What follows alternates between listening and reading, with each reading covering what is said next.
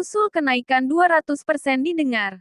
Presiden terbitkan Perpres wacana kenaikan gaji PNS, TNI, Polri.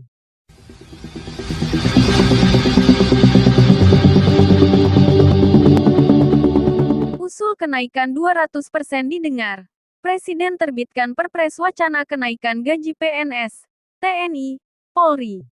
Perbincangan mengenai potensi kenaikan gaji bagi aparatur sipil negara ASN termasuk pegawai negeri sipil PNS, Tentara Nasional Indonesia, TNI, dan Kepolisian Negara Republik Indonesia, Polri kembali menghangat di tengah masyarakat.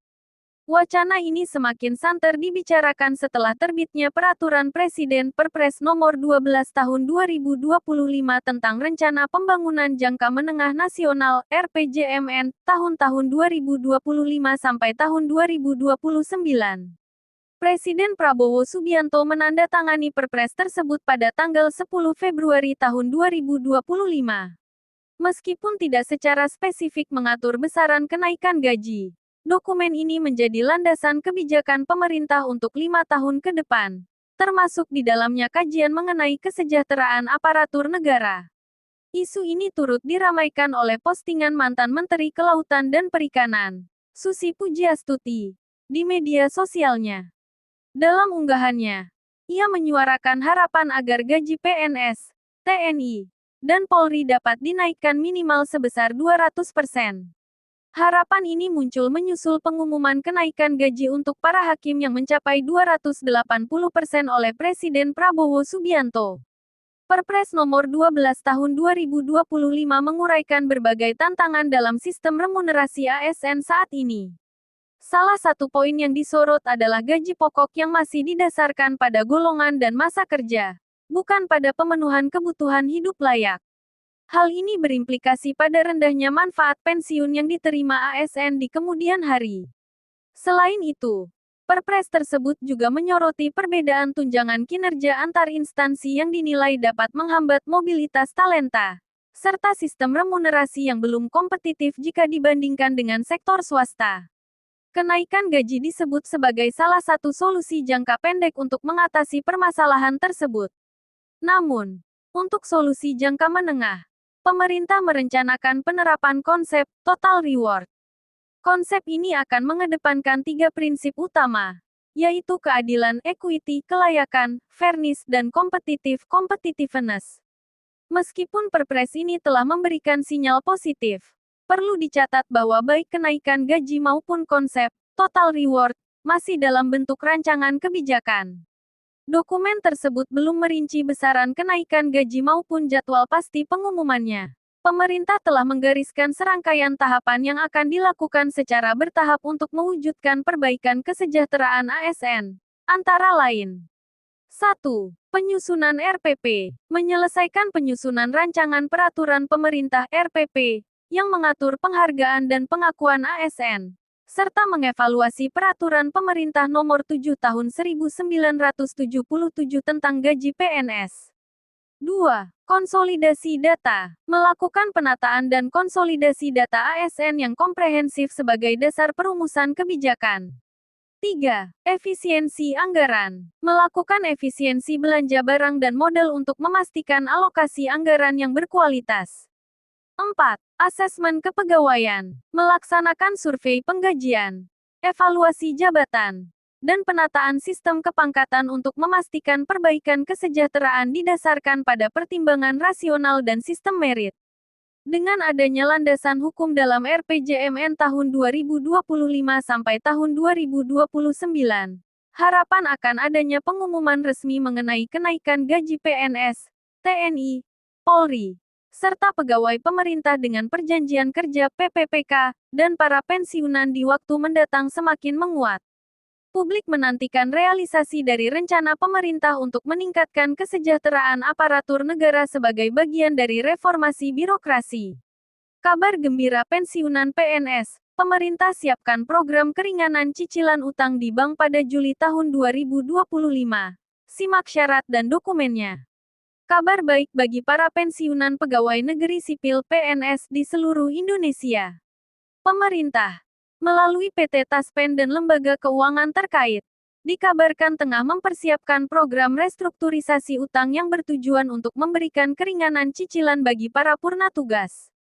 Kebijakan yang direncanakan berlaku mulai Juli tahun 2025 ini diharapkan dapat menjadi solusi bagi para pensiunan yang terbebani oleh utang konsumtif. Kami akan mengulas secara lengkap mengenai program tersebut, mulai dari latar belakang, rincian kebijakan, syarat dan ketentuan, hingga dampak positif yang diharapkan. Latar belakang, krisis finansial di kalangan pensiunan. Banyak pensiunan PNS menghadapi tantangan finansial setelah memasuki masa purna tugas. Menurut berbagai laporan, tidak sedikit dari mereka yang masih memiliki tanggungan utang aktif di lembaga perbankan.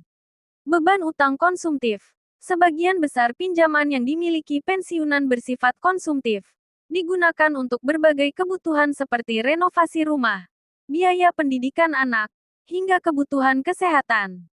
Suku bunga. Dengan suku bunga yang terkadang memberatkan, banyak pensiunan terjebak dalam siklus gali lubang tutup lubang untuk memenuhi kewajiban cicilan bulanan mereka. Melihat kondisi ini, pemerintah berinisiatif meluncurkan program restrukturisasi sebagai bagian dari reformasi kesejahteraan bagi aparatur sipil negara, termasuk mereka yang telah pensiun. Rincian kebijakan restrukturisasi utang. Program ini dirancang untuk memberikan napas lega bagi para pensiunan melalui beberapa skema keringanan. Berikut adalah rincian kebijakan yang diusulkan. 1. Restrukturisasi kredit. Perpanjangan tenor. Pensiunan akan diberikan opsi untuk memperpanjang jangka waktu tenor kredit hingga maksimal 5 tahun tambahan. Penurunan suku bunga. Suku bunga pinjaman akan diturunkan secara signifikan menjadi sekitar 3% hingga 4% per tahun. Jauh lebih ringan dari suku bunga komersial pada umumnya. 2. Pemotongan bunga. Bagi pensiunan yang berusia di atas 70 tahun dan memiliki sisa bunga utang melebihi 30% dari pokok pinjaman, sisa bunga tersebut akan dihapuskan secara otomatis. 3. Penghapusan denda. Pensiunan yang mengalami musibah seperti bencana alam atau menderita penyakit kronis akan dibebaskan dari denda keterlambatan pembayaran cicilan. 4. Relaksasi cicilan awal. Selama 6 bulan pertama program, pensiunan hanya diwajibkan membayar 50% dari total cicilan bulanan mereka. Kebijakan restrukturisasi kredit merupakan praktik umum dalam industri perbankan yang diatur oleh Otoritas Jasa Keuangan (OJK). Program spesifik untuk pensiunan ini merupakan inisiatif pemerintah yang akan diimplementasikan melalui kerjasama antara Kementerian Keuangan, PT Taspen, dan bank-bank mitra. Untuk detail teknis, pensiunan diimbau untuk menunggu pengumuman resmi dari PT Taspen dan lembaga perbankan terkait.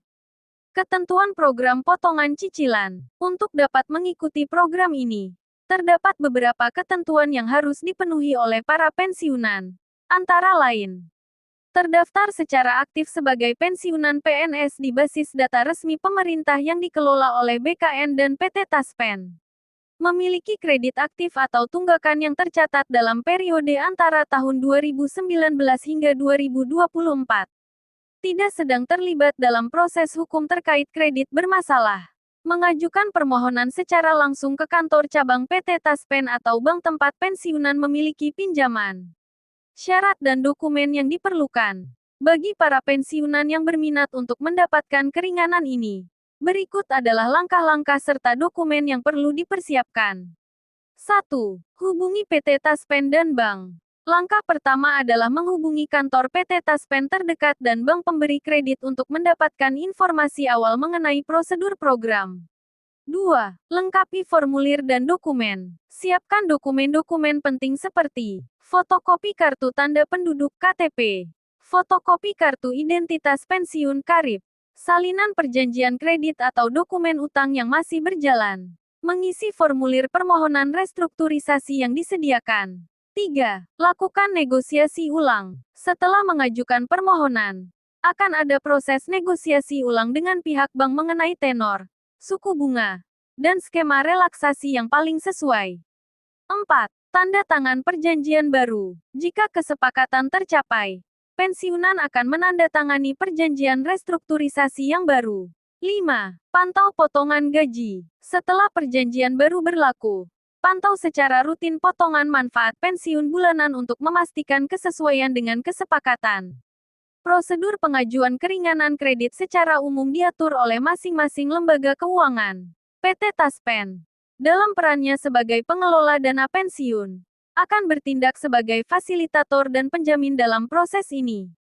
Pensiunan dapat merujuk pada situs resmi taspen.co.id atau menghubungi layanan pelanggan untuk informasi lebih lanjut mendekati periode implementasi. Dampak positif kebijakan bagi pensiunan. Kebijakan restrukturisasi utang ini diharapkan membawa sejumlah dampak positif yang signifikan. Meningkatkan daya beli. Dengan cicilan yang lebih ringan, pensiunan akan memiliki sisa manfaat pensiun yang lebih besar untuk memenuhi kebutuhan hidup sehari-hari, sehingga dapat hidup lebih layak dan mandiri. Menurunkan risiko kredit macet. Program ini membantu perbankan dalam menekan angka kredit macet non-performing loan (NPL) dari segmen pensiunan. Mewujudkan sistem pensiun yang adil. Kebijakan ini merupakan langkah konkret pemerintah untuk menciptakan sistem jaminan sosial yang lebih adil dan manusiawi bagi para abdi negara yang telah mengabdi. Langkah awal reformasi kesejahteraan. Program ini menjadi bagian dari reformasi kesejahteraan ASN secara menyeluruh, memastikan bahwa negara hadir tidak hanya saat ASN aktif bekerja, tetapi juga setelah mereka memasuki masa purna tugas. Program restrukturisasi utang ini adalah sebuah komitmen nyata dari pemerintah untuk meningkatkan kesejahteraan para pensiunan. Dengan pengelolaan yang transparan dan tepat sasaran, kebijakan ini diharapkan dapat